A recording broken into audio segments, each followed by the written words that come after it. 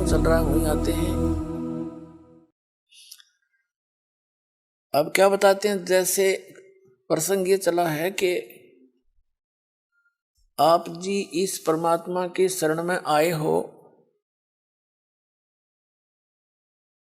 और आप कुछ धर्म पुण्य भी करते हो, क्योंकि हर तरह से ज्ञान दिया जाता है।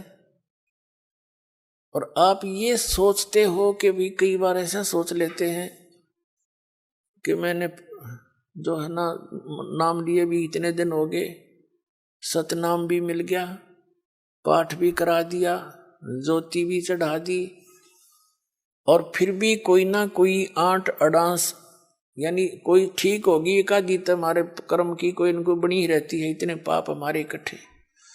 तो वो ये सोचे, कई तो ऐसे पता लगा जो अब तो इतना ध्यान नहीं रहता दास को, क्योंकि संगत ज्यादा होगी, भगवान के बच्चे बहुत हो गए।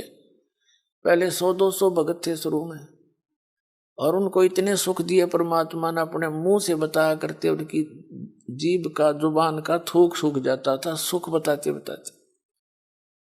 और फिर वो आना ही छोड़ जाते, उनसे पूछा करता अन्य से वो नहीं आए क्या हुआ, वो जाकर पता करते आपको याद कर रहे थे गुरु जी, आप आए नहीं सत्संग में।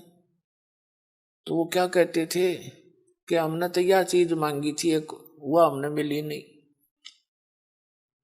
अब परमात्मा कहते हैं, और साथ में ये उलाना दे, हमने पाठ भी करा लिया, 1 साल हो गया, नाम भी ले रखा था, ये ऐसे ऐसे हमारे साथ ऐसे हो गया।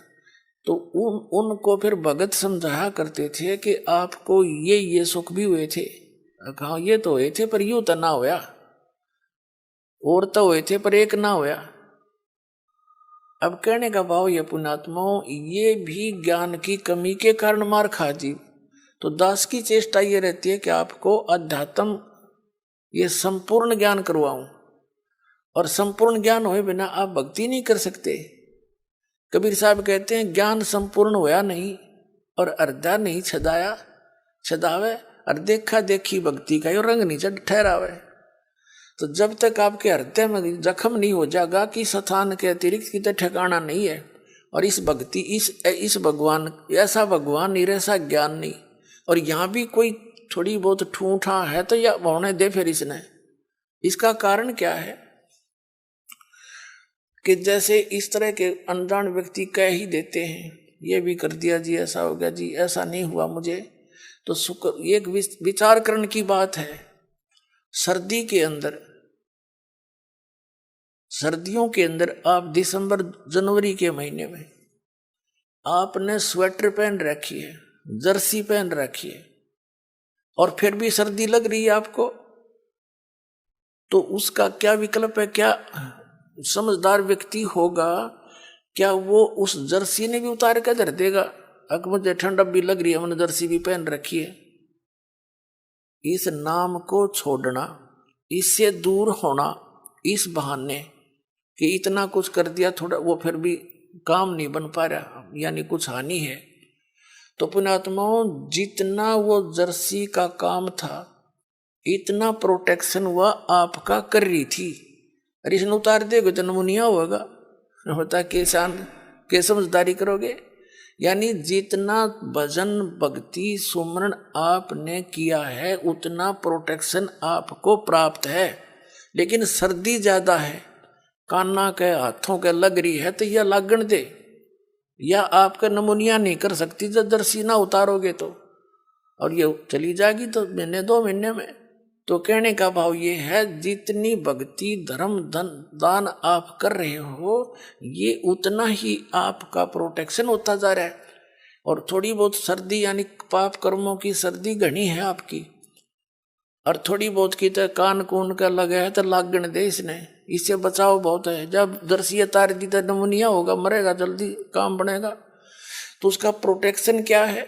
मान लीजिए जर्सी से भी सर्दी लग रही है तो कंबल ओढ़ ले, और यानी प्रोटेक्शन है बढ़ा इसका। यानी धर्म करते करते भजन करते करते भी आपके ऊपर कुछ ऐसी वस्तु फिर भी थोड़ी बहुत लगती है आपको सर्दी कर्मा की, तो उसका प्रोटेक्शन कर, भक्ति है बढ़ा, धर्म बढ़ा, और द्वार धनी के पड़ा रहे धक्के धनी के खावे, 100 काल जग जोली पर द्वार छोड़ नहीं दो। ये है इसका एक सीधा सा फार्मूला, इसने अपना के रखियो। ये आपको जो है कि वो इंस्ट्रक्शन दी जाती है सत्संग में, कहीं मार ना खा जाओ। तो इस प्रकार आप सोच विचार से चलोगे। कैसे? जैसे गीता अध्याय नंबर 7 के श्लोक नंबर 29 में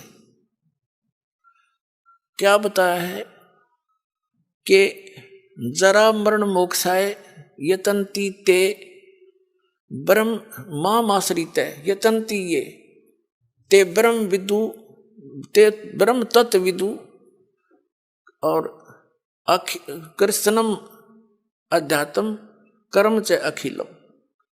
इसका सीधा सा अर्थ है कि जो प्राणी, जो साधक मेरे इस ज्ञान का आश्रय करके कि तत्वदर्शी संतों की खोज कर अर्जुन चौथे अध्याय के 34वें श्लोक में कहा, और तत्व ज्ञान भी बता दिया चौथे अध्याय के 32वें श्लोक में कि उस सच्चिदानंद घन ब्रह्म के द्वारा अपने मुख से बोली गई जो वाणी है अध्यात्म मार्ग की, वो तत्व ज्ञान है। उसको उसमें विस्तार के साथ सब धार्मिक यज्ञों की, अनुष्ठानों की जानकारी दी गई है, वो तत्व ज्ञान है। चौथे अध्याय के 34वें श्लोक में कहा कि उस तत्व ज्ञान को तू तत्वदर्शी संतों के पास जाकर समझ, उनको दंडवत प्रणाम करने से, यानी आधीनी, सबसे पहले आधीनी होती है भक्ति में। आधीनी नहीं है तो आप भक्त नहीं बन पाओगे।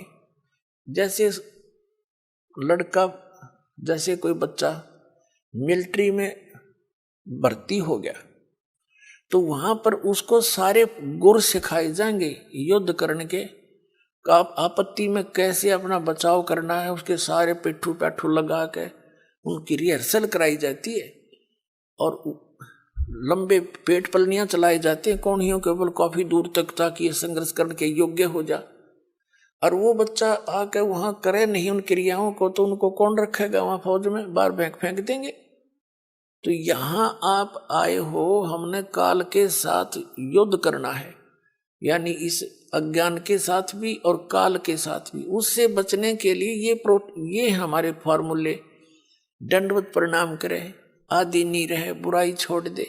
तो इन नैना नहीं करेगा तो फिर वो फौजी किसा, फिर वो भगत कैसा? तो आप जी को यहाँ रिहर्सल कराई जाती है। जब आप सतलोक जाओगे ना, यह काम आओगे आपके। अब आज जैसा भाव आपका इस दास के प्रति है, आपके शरीर छोड़ने के बाद भी वैसा ही रहेगा। स्वभाव तो अंतः सूक्ष्म शरीर में होता है, ये ऊपर का कवर कांचली यहीं रह जाएगी। जैसे सर्प कांचली छोड़ जाता है, ये तो ऐसी छोड़ जाओगे आप। अंदर है ओरिजिनल वस्तु, वो शरीर भी और है। उस शरीर को, जो इसके अंदर शरीर है, इस भक्ति से उसको चार्ज किया जाता है और फिर वो है आपका असली शरीर। कब तक? जब तक सतलोक नहीं जाओगे तो वो शरीर है आपका, वो काम देगा, उसमें भक्ति संग्रहित है। फिर जहां जहां हम जाते जाएंगे उसी स्तर के उस शरीर में, जैसे इस पहले द्वार को हम 10वें द्वार को पार करेंगे तो उसके बाद हमारा दूसरा शरीर ऊपर क्या एक कवर और उतर जाएगा। उसके बाद हम 11वें द्वार को पार करेंगे काल के लोक में, तो वहां एक शरीर का एक आवरण और उतर जाएगा। उस नीचे वाले में दूसरे मंत्र की चार्जिंग रहेगी। फिर हम उससे जाकर के 12वें द्वार को पार करेंगे, तब वो दूसरे मंत्र वाला जो कवर जिससे चार्ज है वो भी वहां भक्ति वहीं रह जाएगी। फिर केवल तीसरे नाम वाला ही वो आत्मा के साथ जागा और सतलोक में जाकर आपको तुरंत उसके ऊपर अन्य शरीर इट इज फिट हो जाएगा, जो वहां के हंसों का होता है।